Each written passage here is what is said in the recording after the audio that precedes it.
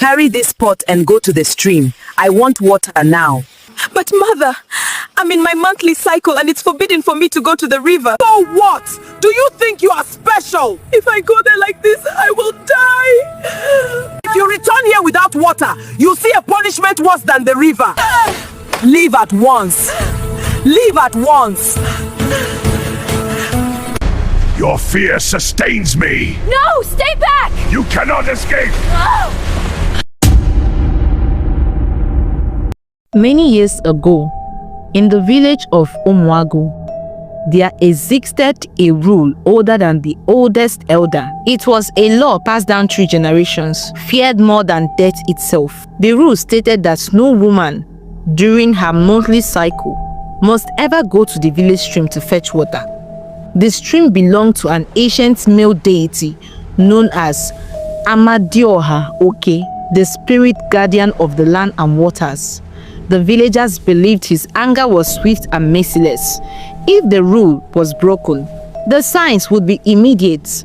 The village stream would turn red, and the woman responsible would bleed endlessly until the land was cleansed.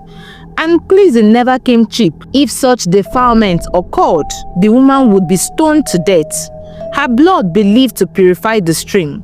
Beyond that, sacrifices would be demanded. If the rites were not completed, calamity would fall upon Umuagu. Crops would fail, children would fall sick, animals would die. The stream, the only source of water for drinking, farming and livestock, would remain poisoned. During those years, a young woman named Uma unknowingly became the first victim of that law. Uma had gone to the stream at dawn, unaware that her monthly cycle would begin that very moment. As she bent to fetch water, blood suddenly flowed down her legs, and instantly, the clear stream turned red. The women fetching water screamed in terror and fled, abandoning their pots. When the elders were informed, anger swept through the village. Uma was dragged before them, bleeding profusely, trembling and crying. "I beg you," she pleaded, falling to her knees. "I did not know. It came suddenly. Please help me." But the elders paid no heed. The stream was already red, and the village was already cursed. Without water, Omago would suffer. Fear hardened their heart. Unsure of what to do, they consulted the chief priest, who confirmed their worst fears. He declared that only blood could cleanse blood. Mma must be stoned to death, and sacrifices must follow to appease Amadioha Oke and restore the stream. The villagers wasted no time. Mma was stoned to death that same day. The sacrifices were carried out, and by the next morning, the stream returned to its clear flowing state. From that day onward, fear ruled Umuagu. Mothers warned their daughters. Women counted their days carefully. For many years, no woman on her monthly cycle ever went near the stream. And so, the cycle continued. Many years later, in that same village of Umuagu, lived a peaceful family, Ikenna, his wife Nkechi, and their daughter Adana. Adana was 10 years old when Nkechi died after a brief illness, leaving Ikenna to raise their daughter alone. When Adana turned 15, Ikenna felt the need to remarry. His daughter was becoming a woman, and he believed she needed a mother's guidance. He married a beautiful woman named Ozioma. At first, Ozioma treated Adana with kindness. She became the mother Adana had longed for. Ikenna, seeing how loving she was to his only child, loved Ozioma deeply. He bought her beautiful wrappers and beads, and she wore them proudly. A year later, Ozioma became pregnant. Ikenna was overjoyed. He showered her with gifts and spoke endlessly of the child they would raise together. But in the second month of her pregnancy, Ozioma lost the baby. She wept uncontrollably that day, her cries echoing through the compound. Ikenna held her close and tried to comfort her. "My wife," he said softly, "what has happened is not your fault. The gods give and they take. Another child will come. You are not alone." But something in Ozioma changed after that loss. Frustration and bitterness filled her heart, and slowly she began to blame Adana. One evening, she confronted the girl. I know you never wanted me in this house, Ozioma screamed. That is why you made me lose my baby. Even before the child was born, you and that witch of your dead mother. Adana froze in confusion. I didn't do anything, mother, she said quietly. I wanted to have a little brother too. Shut up, Ozioma snapped. I will deal with you in this house. She stormed out, leaving Adana alone. That night, Adana sat quietly, replaying her stepmother's words in her mind, unaware that those words were the beginning of something far more dangerous. From that day onward, Ozioma's behavior toward Adana changed completely. The warmth she once showed vanished. Her voice became sharp, her eyes always watching Adana with quiet hatred. No matter what Adana did, it was never enough. If food burned, it was Adana's fault. If water spilled, she was beaten. If Ozioma felt tired, Adana was accused of witchcraft. Ikenna noticed the change, but whenever he asked, Ozioma would cry and claim the girl was stubborn and disrespectful. She hides things from me, Ozioma would say softly. I'm trying to raise her well. Trusting his wife, Ikenna believes her. The maltreatment did not stop. For over 2 long years, Ozioma tormented Adana in silence and rage. What began as insults became daily cruelty. Adana was turned into a servant in her own father's house, waking before dawn, sleeping long after nightfall. No matter how hard she worked, Ozioma always found fault. By the time Adana turned 18, she had learned to endure pain quietly. Then tragedy struck again. Ikenna fell deeply sick. The village herbalist was called. Roots were boiled, leaves were crushed, incantations were spoken. For a week, Ikenna lay weak on his mat, while Adana stayed by his side, wiping his sweat and praying silently. On the 7th day, he died. The compound was filled with wailing. Ozioma cried louder than anyone. She rolled on the ground, clutching her chest, screaming to the heavens. Oh God, she cried bitterly. Why have you taken my husband and left me alone with that witch? I have not even given birth to a son for him. Why has this cruelty fallen upon me? Her cries shook the walls. Adana, with tears in her eyes, brought her a cup of water. Mother, please drink, she said gently. Ozioma slapped the cup away. The water spilled onto the ground. Have you come to kill me too? She screamed. Which, after killing the only man that ever loved me. Mother, I have done nothing wrong, Adana cried. I swear, shut your mouth. Ozioma cut in sharply. Do you think I look like your dead mother? I am not your mother. You are only a painful reminder of everything I have lost. She stormed out, leaving Adana trembling. From that day, Ozioma's cruelty deepened. She forced Adana to do all the house chores alone, washing, cooking, sweeping, farming, yet denied her food. Sometimes, not even a drop of water passed Adana's lips after a full day's labor. At night, Adana would curl up in a corner, her stomach empty, tears soaking into the earth floor as she missed both her mother and father. Ozioma ate alone, and still, she was not satisfied. Hatred burned inside her.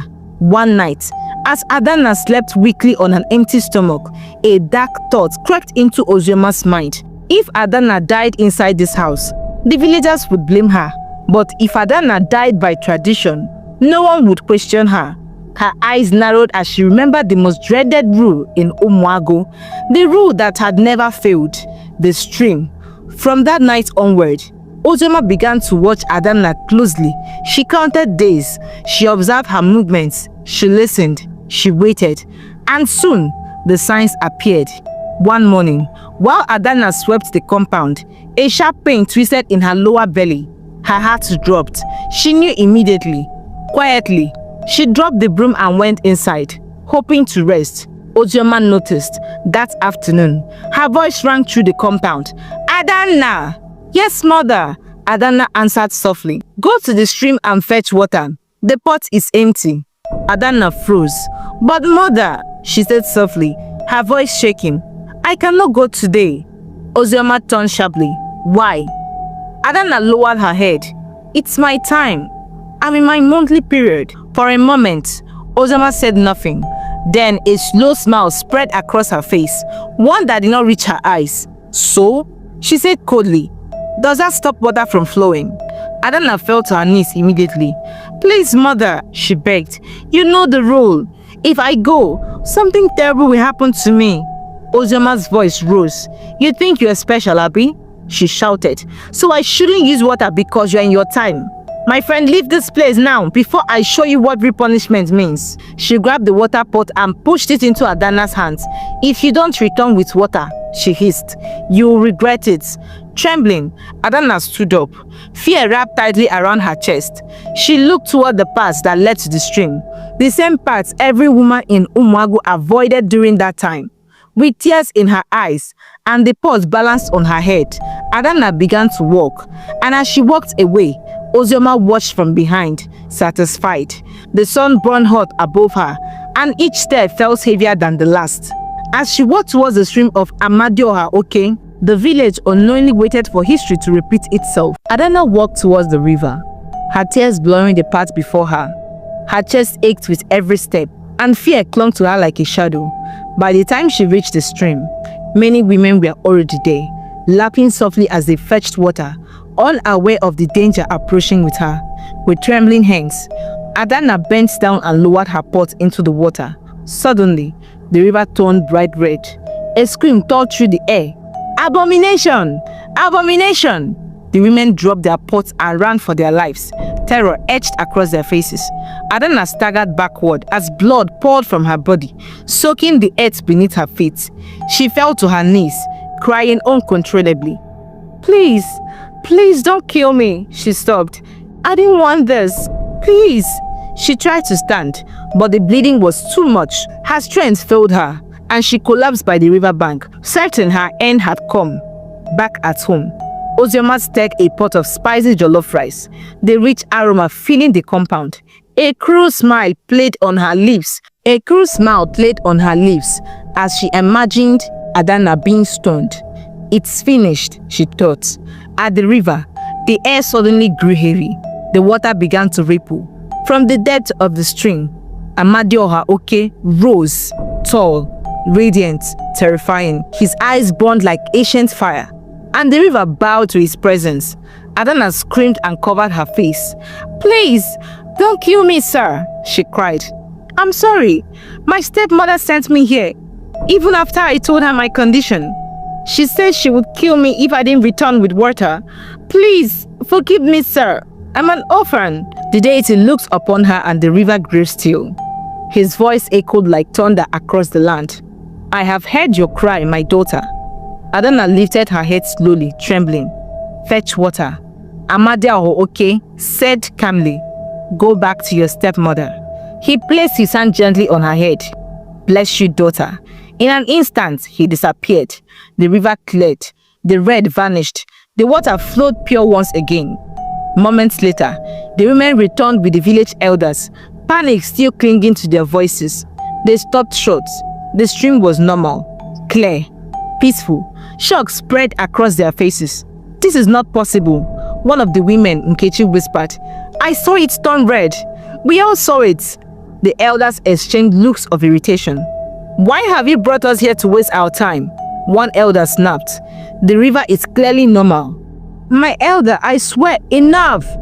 Another elder interrupted.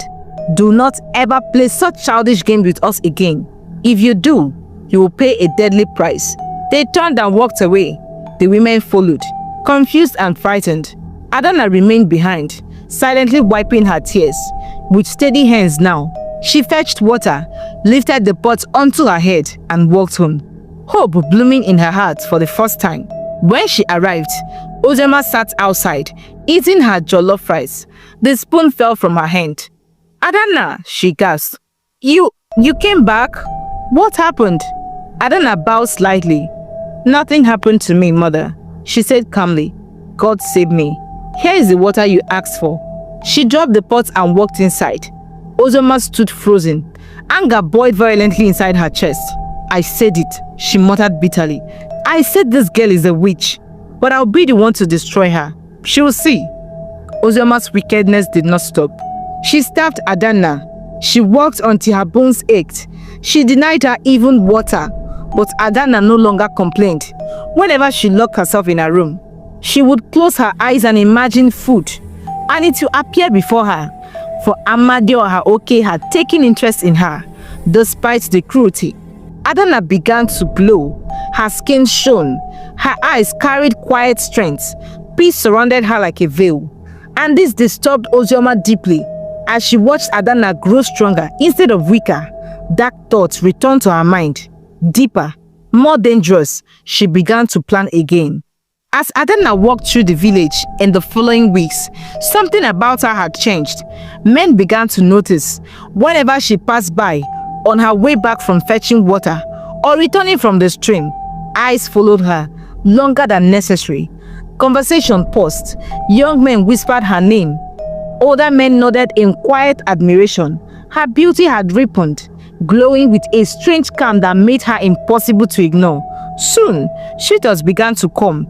They arrived with money, wrapped in clean clothes. They bought yams, palm wine, goats and gifts. One after another, they stood before Ozioma, asking respectfully for Adana's hand in marriage. Each time, Ozioma smiled. She accepted the gifts. She counted the money.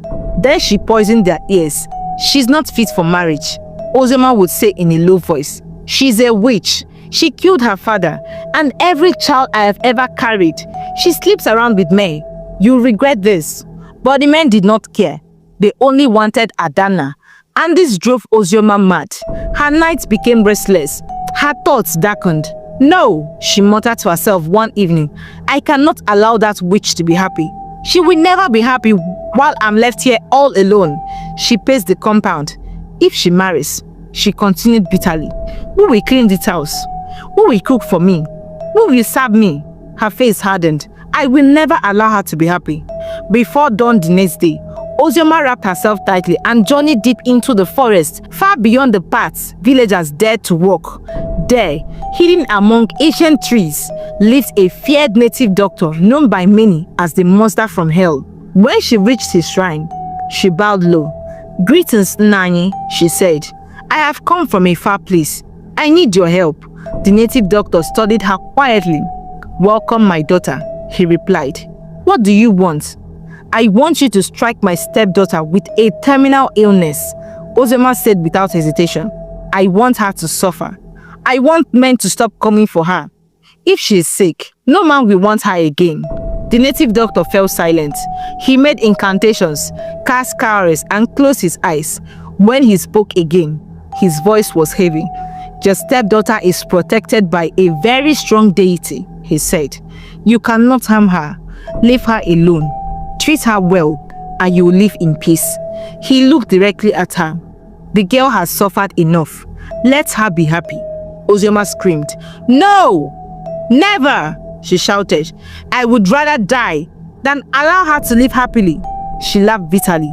"Why are you called the monster from hell if you cannot do something so simple? I will pay you anything." The native doctor sighed. "Very well then," he said slowly. "But listen carefully. The consequences will be on your head. This charm can backfire." He named his price, 50,000 naira. For 3 days, he instructed, "You must eat nothing but eggs. At midnight, you must bathe outside. Pour this into the water before you bathe. It will protect you." He handed her a small bowl. "Follow everything exactly," he warned. "Fail and the charm will turn against you."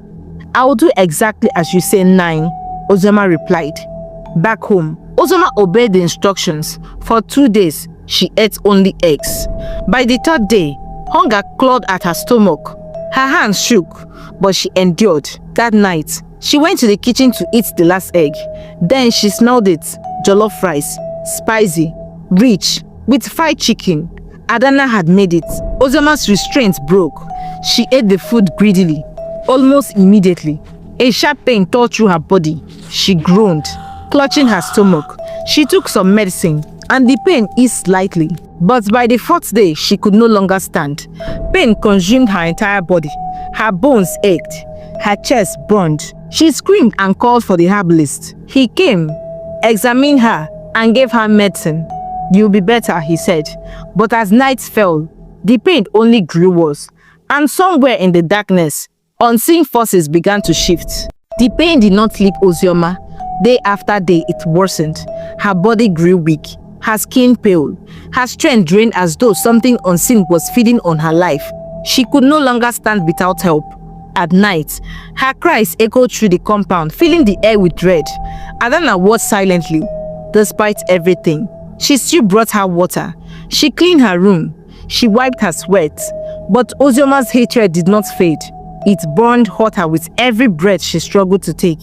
When all the village herbalists failed, Ozioma gathered her last strength back into the deep forest, to the same native doctor who had promised her power. She knelt before him, shaking. "Nani," she cried, "help me. I am dying." The native doctor looked at her and shook his head slowly. "You failed to keep to instructions. I'm afraid there is nothing I can do for you," he said calmly. "You were warned." Ozioma screamed and grabbed his feet. "I beg you, reverse it." He pulled away. "There is no cure," he replied. "You broke the instruction. You ate what you were forbidden to eat. The charm has turned against you." Her body trembled violently. In that moment, Ozioma broke. She walked home weak and drained. For days, she suffered beyond words. No medicine worked. No prayer saved her. The illness consumed her slowly, painfully. Before her final breath, she called Adana to her side and some villagers. Between tears and screamed, she confessed everything. How she maltreated Adana, how she sent her to the stream during her monthly cycle, how she plotted her death, how jealousy and bitterness consumed her heart. With a weak voice, she whispered to Adana, "I did wrong to you. Please, forgive me." Adana stood silently, tears in her eyes. Ozioma died in agony. The village whispered. Some were afraid, others were ashamed. And then, peace returned. With Ozioma gone, Adana's life began anew.